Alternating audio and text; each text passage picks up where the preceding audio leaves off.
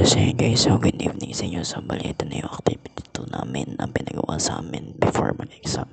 So bali ito yung pinasa ko. So ito is a simple click counter website lang guys na merong just simply by clicking that button is maging interactive pero hindi siya nag-update ng UI.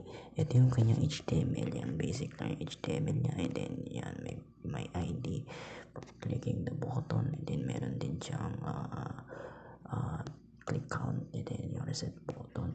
Tapos CSS naman niya, ito yung pang design. So yan, medyo kakunti lang din yan, pero naka-default yan yung kulay niyan. Tapos sa JS naman ito kakunti din, syempre nandito yung mga function, meron dyan yung get element by ID, yan yung click button, then click count, and reset button, then click count, yan, then i-determine niya kung ilan yung click.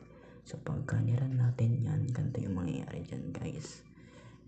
So yan, ito yan, click me, yan, ganyan lang yan.